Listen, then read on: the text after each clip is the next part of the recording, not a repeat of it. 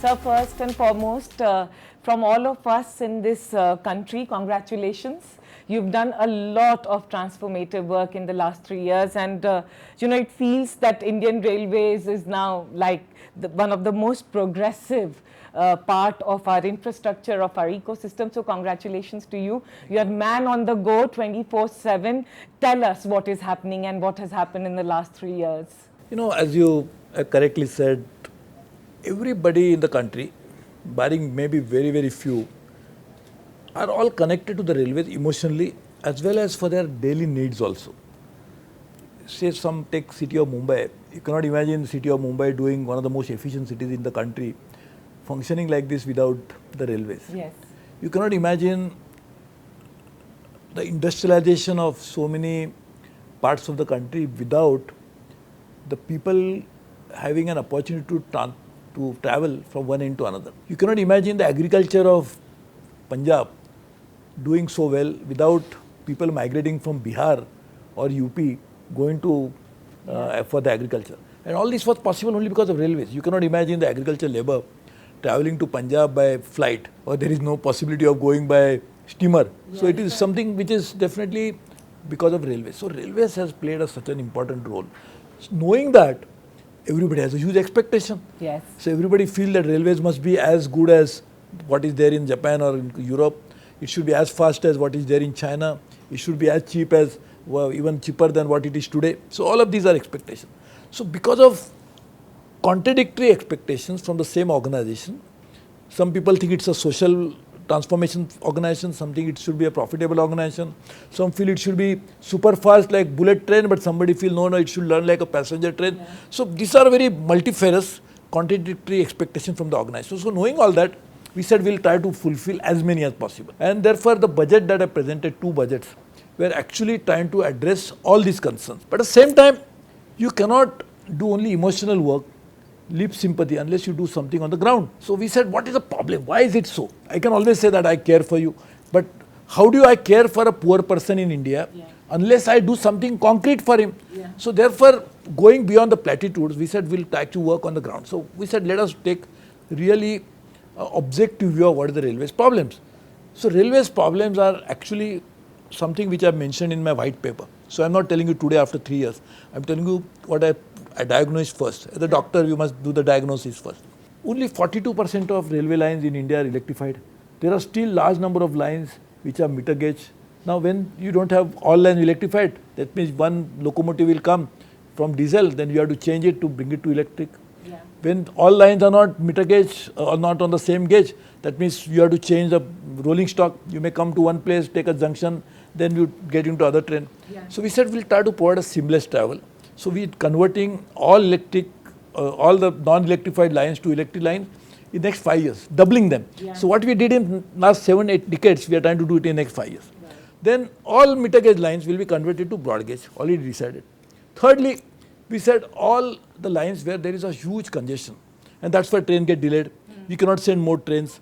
So there are some lines which are operating at a capacity of 160, 170%, which is inconceivable, but it's happening. Yeah. So we said we'll do doubling, tripling there. So we sanctioned 16,500 kilometers of doubling and tripling in the last few years, which was just as compared to in the 7-8 decades, only more than 20,000, little more than 20,000 was added. Yeah. So imagine what we have done. Yeah. So all this we are doing for augmentation of capacity. Station. Yeah. There are about 400 stations we identified for redevelopment. I think we are already started some work, or we are allotted to somebody, or the process of giving it on a PPP model has started on at least 100 of them. And therefore, in the next few years, we'll see a different stations, which will be like airports. Yeah. Second, like the work has already started in Gandhinagar, 300 room 5-star hotel. Oh. The first private station has been handed over in Habibganj in Bhopal, which is already started working like that. The one more in Surat, Anand Vihar, Bijwasan will start very soon. So this is one part. Secondly, there are 40,000 coaches. Almost 85% of the total rolling stock of railways, the coaches of railways, are still old. So they are not safe because they are not non-LHB coaches. So therefore they are not resistant to, whenever there is an unfortunate accident, people have to pay heavily because of to their life. All of that, we are 40,000 coaches will be revamping in the next 5 years' time. 40,000 coaches in the 5 years' time. So if you look at it, the entire system is changed in the next 5 years. But you'll then ask me, how do you get immediate benefits? So we started working on immediate concerns. Food. So we changed the catering policy, the benefits will come soon. But we immediately started e-catering. So now you can order a food of your choice. If you want a Bengali food, you can get a Bengali food. If you want a Malayali food, you can get a Malayali food. Whatever food you want, you'll get it on your seat through a process of ordering it online and it get delivered. So we then, of course, we are changing the catering policy wherein all the food will be cooked in base kitchens which are completely mechanized, and the delivery will happen through very professional hospitality industry people. So that's the food. Then wherever you take blanket for when you travel in the train, it was not washed as much as it should be. So we said we'll put mechanized laundries. That started already. Of course, process is not fully complete, but wherever there's a mechanized laundry, you get a clean linen, you get better quality. Thirdly, cleanliness. So we said we'll work on that cleanliness. All platforms, all in onboard, it has been changed considerably. You make a complaint through SMS, clean my coach. Within 15 minutes flat, you get somebody coming and cleaning the coach. In addition to that, we are now doing mechanized cleaning. We are trying to find out more ways of it. Reservation of ticket. So that again, we are revamping the entire system so that now we'll start an app. On one app alone, we'll be able to get whatever information, whatever support, whatever services, availing of services you want, you'll get it on one app alone. So all of that we are doing. So in a way, short-term measures which will give quick benefit, including an old man like you are a young person, so you don't have this problem. But for me, climbing the stairs or something like that was a problem. I can see my grandmother, of course my grandmother is no more, but someone other's grandmother, grandfather, somebody wanting to climb the stairs was a horrible thing. So we said we'll start elevators, lifts, travelators in many places. And now we'll increase that number also. So that we have started. Water. You had to buy water at 15 rupees. Sometimes people overcharge, but even they don't overcharge, it's 15 rupees. So I said, why should we do that? So we started giving water at a ATM, what we call it, that you get it by pressing the button. If you have your own glass or the container, you can go there and fill it up. You can get it at 1 or 2 rupees, which are as opposed to 15 rupees. So all of these changes we are trying to introduce to ensure that we do it. While we do this, at corporate level, we are trying to bring in complete transparency. So everything will be e-tendering. We'll try to save money on various issues that has been the wasteful expenditure. We are trying to curtail that. We are trying to make sure that people will feel that they don't get cheated when they deal with the railways. Of course, it's a long way to go. We are beginning the process. Speed of implementation has again increased because the Prime Minister says the speed and scale is very important. So speed, earlier we used to do about 3 kilometers a day of new lines. We have more than doubled it, and our target in the next few years' time is to take it to almost close to 20 kilometers a day. So you can imagine the amount of infrastructure that will get added with all this put together. So that will take care of tomorrow's requirement. But today, we are working on providing benefits to people in terms of amenities. Wi-Fi. You know, there is more than 130 stations in India have Wi-Fi. I am very happy to say, and sometimes feel so proud, that young students, they go to the railway platform and browse and they try to do their work. And as you know, now there's information is not there only in the books. When I was in the college or the school, the only source of knowledge was what was available in the textbook. But today so much of knowledge available, and there is so much of hunger on the part of the young generation to acquire that knowledge. But unless you have the connectivity, broadband connectivity, how will you get that knowledge? So this is again we are doing. So I think this is a comprehensive package, holistic package, taking into account today's needs as well as tomorrow's requirement, making sure that we modernize, we bring in new technology. At the same time, we make sure that common people's concerns are adequately addressed. Profitability. So we are trying to reduce the cost of the railway operation. 41,000 crores will be saved in the next 10 years on energy cost alone. We are doing modernizing the entire railway network digital. We'll bring entire railway network on digital.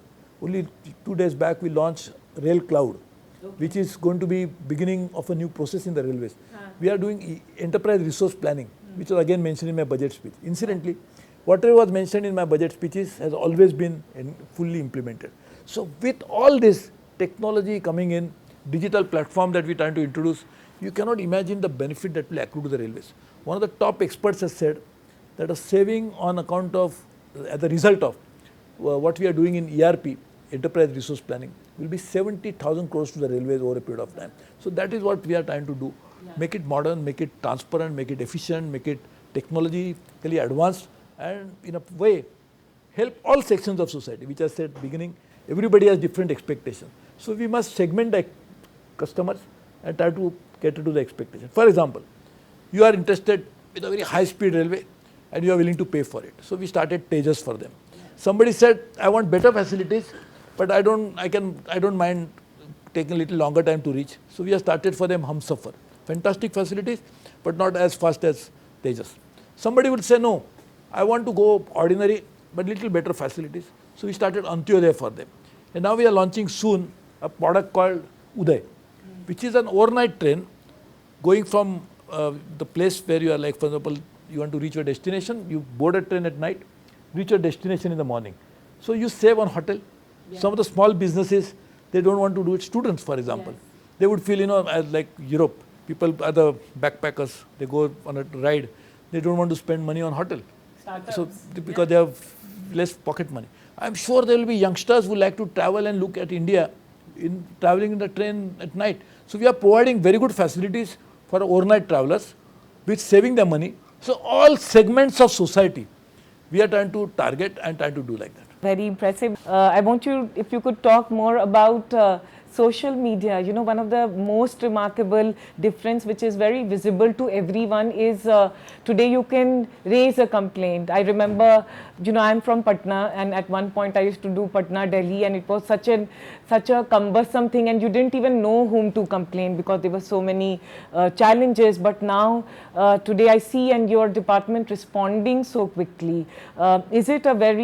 Is it something which you really concentrate on, this whole solving problem very quickly, and how have you built this team within your department? See, basically, what are we? We are a service providers. Railway provides a service, a transportation service, which helps you to go from one place to another as a passenger, or help a businessman transport his cargo from one place to another. So what are we doing? We are providing a service. Any service provider's primary responsibility is to ensure that his customer is satisfied. And if he is not satisfied for whatever reason, and this is possible in case of railways, I will tell you why, that if he is not satisfied, at least his complaint is heard. Now, if you don't do this primary objective or the primary responsibility of an organization, that means you are not doing a good job. So I said we'll work on something like this, that will make sure that all complaints are properly registered, number one, and acted upon quickly. So typically what was a complaint redressal mechanism? A complaint book in the railways. So complaint book at a station, locked with some station master. And probably you want to make a complaint against that person who's holding the lock and key. Why will you allow you to access that? Then even if you access it, you write it there, who is going to read it? After some time when his superior comes there and loses it, then we will get a reply. So all this process, manual process, would take weeks, if not months.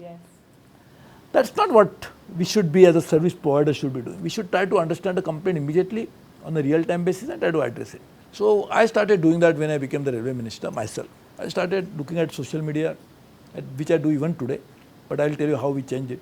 So we said we'll look at it every day and take immediate action. So many people started getting responses. They were never could even expect it. Never could imagine it. And I will tell you something what we are doing today, considering the magnitude. There are 2.3 crore people travel by railway every day. There are almost 13 lakh, 14 lakh meals we provide to people every day. So it is, magnitude is huge. So nobody in the world, no multinational company can do something which we are doing on a real-time basis. But we said we'll do real-time basis. So we said we'll get a complaint. I started addressing. People were shocked. They could not imagine. There are instances like a girl going, a woman going with her husband, pregnant woman. She was harassed by 4-5 girls drunk. She complained, nobody bothered, the co-passenger didn't pay any hit. We said next station we got them arrested. A TT taking money, so we said send a evidence, photo, they got it. Next station he was suspended. person having medical emergency, and there is every day we do it at least now 300, 400 every day all over the network. You make a fit, next station, ambulance, medicos come and actually help you. So all these things have started happening. So we started as a personal experience. Then I said it is not possible unless we institutionalize it. So we are now created 24/7 system, not only in the railway board, but all across the network.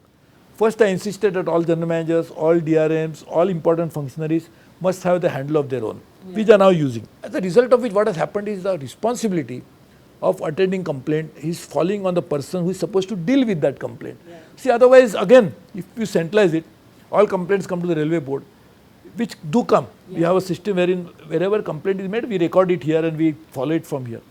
But unless action has to happen there, for example, you are making a complaint to me about Ara in Bihar. I am sitting in Delhi. What can be done immediately? Because you want immediate redressal of that. So somebody has to act locally, no? So we have made a system wherein, though it is centralized and followed up centralized, locally action is taken.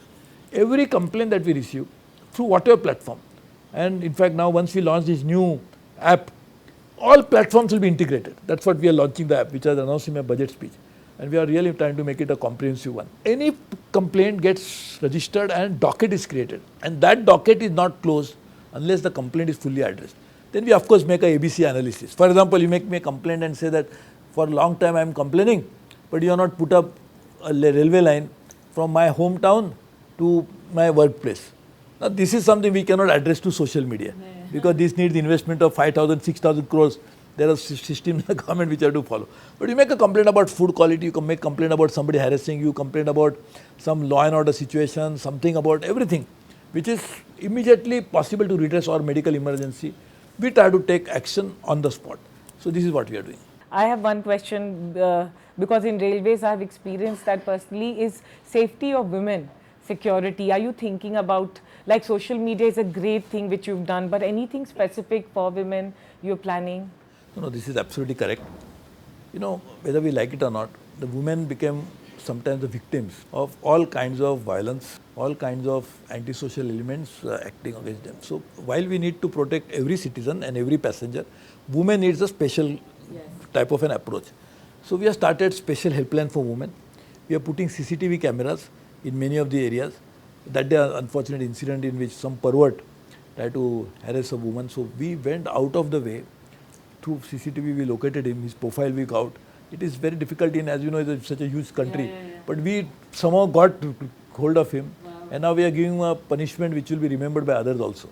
So women's safety is of a great importance. Now in the Western Railway, I started a one program, callback system, that it's not just one way that you record a complaint. You tell them, so we actually, somebody comes and tells you what has happened about it. So we started that system also. So we are working on quite a few initiatives, and I think it is really necessary. And our society, there are a large number of people, perverts, who try to harass women. It's a very sad thing.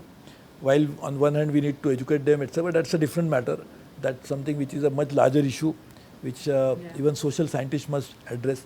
But as far as we are concerned, any passenger who is on the railway premises or on the railway rolling stock, we must make sure that we protect their interest properly and they be send them home safely.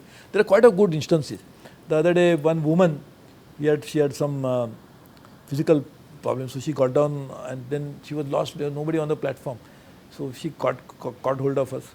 We sent somebody, and that person treated her so well. She said, "I cannot imagine, even my own family member would not take care of me as much as that person did." Then he contacted her other relatives, told them this is what it is. At our cost, we send him to that place. So something sensitization also is happening.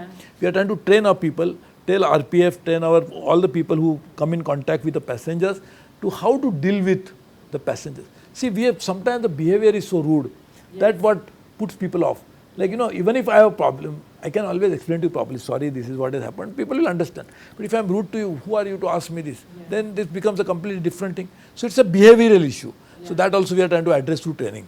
Sir, you know, I have this note about the achievements and what all have been done in the last 3 years, from May 2014 to May 2017. A lot has been achieved. But I had two questions specifically in terms of all the progress that has been made. One, I see railways as a great mine of data and information and data that you have. So, what are you doing, one, with the data, and what are you thinking, especially someone like you who comes from business and CA background, is how are you looking at non-fair monetization, increasing the revenue, the numbers, so that, it doesn't go on to the end consumer, the pricing? That's a very valid point. In fact, many times we miss an important issue, which I'm glad you have highlighted it, is in tomorrow's world, when we are moving toward digitalization, and it's an inevitable process, you cannot avoid it. Yeah. You don't have a choice. Yeah. You cannot say, I'll do it or I'll not do it. You don't do it, you are out. Yeah. The most important generation of, as a result of what is going to happen, what you are going to generate more is the data. And data has a value. So data will become more valuable than any other asset that you have. So it's a soft asset. So all the soft assets of railways we must monetize. So we have started the process now. It's a long way to go. One is one is data analytics. We must first understand what data you have. What that analytical tool then can be used for making decision making or even monetizing it. So analytics is the first important thing which was started. As I said, along with that we are doing ERP, Yeah. which will also be a building block for doing that. That's number one. Number two, non-fare revenue, which is a very important thing. First time we have created a non-fare revenue directed in the railways. We want to take it to much higher level. We already succeeded in increasing it significantly. We are doing 2 lakh screens across the country, digital display network, Okay. which will give us huge viewership and therefore potential to make money. Number two, all the places where there is eyeballs we can catch, those eyeballs will be monetized. So we are trying to give a contract for monetizing this. We have already started vinyl wrap trains, wherein one train alone is going to give us 5 crores a year. So we are trying to multiply it and try to proliferate it. Then we have started other ways of raising money, non-fare revenue, including when a person sits in the on the train, some screens wherein he can learn something and watch, and also we can get money out of it. Plus the railway station development, which with the investment of 1 lakh crore, we are expecting 10,000 crores of revenue over a period of time once this process is complete. That will also give us a non-fare revenue. We are also trying to, the catering service, etc., which once it is given also will give us a non-fare revenue. So non-fare revenue is an important thing. My target is to take it to at least 20-25% of the total revenue over a period of next 5-10 years. But we have started the process, and first time we have started earning more. This year I think we got some 80% more than the previous year. Wow. But I think Yeah. we'll go a long way to go. So we are working on it. So, this I wanted to talk on this varied pricing that you have started. There has been a lot of opinion in the public that this is not the best, right? Because now the prices for Rajdhani and all is increasing, and maybe many people are not opting. So, what was the thinking behind that? Our traffic department was of the view that this will give us more revenue, at the same time it will give us benefit to the passengers. But of course, as you are saying, I also got a feedback that many people are having some views on that. So we already told them to re-look into the entire process. So if it is, see, ultimately what are we planning to do? We should try to do everything which the customer is also benefiting, railway is also benefiting, because ultimately railway also makes some money to survive. But we should make money in a manner that the customer also will be paying it ungrudgingly. So we are trying to work on that. We'll revisit the issue again. We already told them to find out how is it going, and then we can take a call again whether it was something needs modification. And so one question which I have to ask, because I'm from the startup world, is what are you planning to do? Are you planning to work and engage more with startups? Because your department is, yes, your department is a gold very mine. important case. You are absolutely right. See, basically, world changes and has been changing all the time. Ever since the first human being was born, the world has changed all the time. But the magnitude of change, the speed of change, has increased manifold in the last few years' time, and it is going to even increase more as we go along. We cannot even imagine what the change will be. And where the change comes from, actually, the change comes in the mind. First, the big companies that you see today, They started very small. Even Google started in a garage, or Facebook started in a dormitory of a college. So all these things change with the things start changing with a first thought in the mind. So startups are very, very critical in terms of bringing that change. So we have set aside 50 crores, modest amount, to encourage the startups. So first round of this was over. We gave them some specific areas in which we need some ideas. So we succeeded. But we are open for this. In fact, I will be very happy to get any ideas from any one of you or any one of your viewers and any one of your audience to tell us how more we can do. Yeah. Because this is the most important part. I can see today's technology going to be redundant in the next few years' time, completely redundant, out of context with tomorrow's world. So we must think about changing today to keep pace with tomorrow. Yeah. So I think this is will be more than happy. We already started doing something, but I will be very happy to have more of your ideas from anybody coming into it, and we can change that. You know, you brought so much of rigor, energy, and drive to the government, and you know, the whole image of ministers and politicians are changing with professionals like you coming. What keeps you excited? What has got you here? What is keeping you excited and so driven, and so awake 24/7 on social media? See, there are two things. One is very clearly, if our country didn't have potential to grow, like some of the other countries who probably are not blessed with so much of resource, either human resource or natural resources, I can understand. Then you are unfortunately stuck in a situation where you can not do much. Yeah.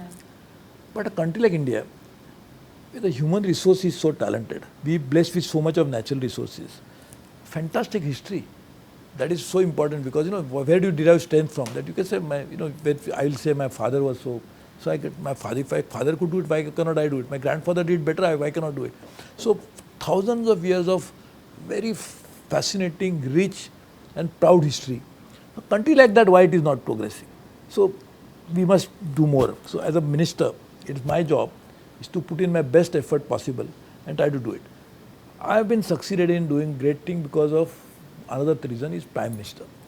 See, I will tell you something which is, I am not saying as a political statement, I am telling you from the heart. The Prime Minister works non-stop. I mean, even machine needs some downtime. He works constantly all the time with new ideas, bubbling with energy. It's some great motivator. So if I am a minister appointed by him and he is my leader who is doing so much, then how can I just take it easy? Yeah. So that's motivation comes from him. I have been succeeded he has given me this inspiration to work more. I am in turn trying to motivate all my employees in my railway organization. 13 lakh employees. I cannot do anything unless these 13 lakh employees also become part of the process of change. Yeah. So we are actually first identify the clear goals, what railways should be, and that has taken quite a bit of time. Having done that, now we are telling everybody to align his job to the corporate goals. What is most important in life is a satisfaction to yourself. I am saying this again not as a political statement, but a reality. There is nothing more soul satisfying than when you see happiness on somebody else's face. Yeah. And this is really, I am telling you really, because this is not first time I am doing this job. I have been doing many things in the past where we have been interacting with the society. It's a huge, huge satisfaction. I will just give an example. I am the 4-time Lok Sabha MP from Maharashtra, rural area. Women are more than men, not because more women were born there, because men were migrated. Yeah. They migrated for jobs. So women were left behind, mother, sister or wife to take care of the family. The earning member left the house.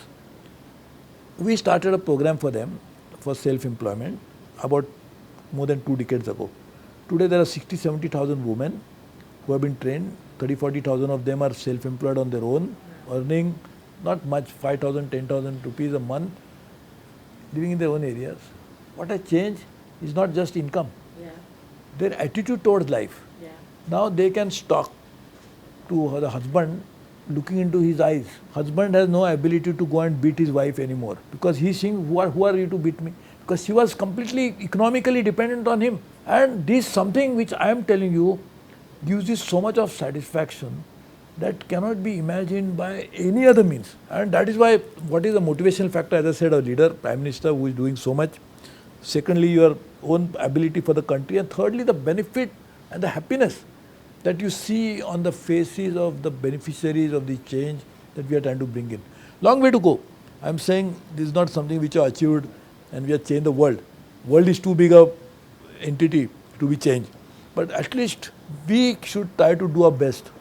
Make an effort to change it, and that's what we are doing. What keeps you awake at night? What is stressful for you? And second is, what is your dream? And are you close to your dream? Now you're the minister. What more? What's the dream? See, you're asking me two questions which are difficult to answer at the same time, because you are saying what keeps you awake. See, if I'm awake, I will not get a dream. Yeah.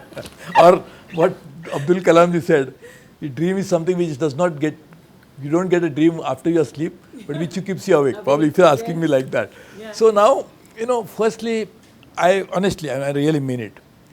I get a good sound sleep with not really a difficulty, because I do yoga, I do meditation, I also, and I read before I sleep. I read a lot.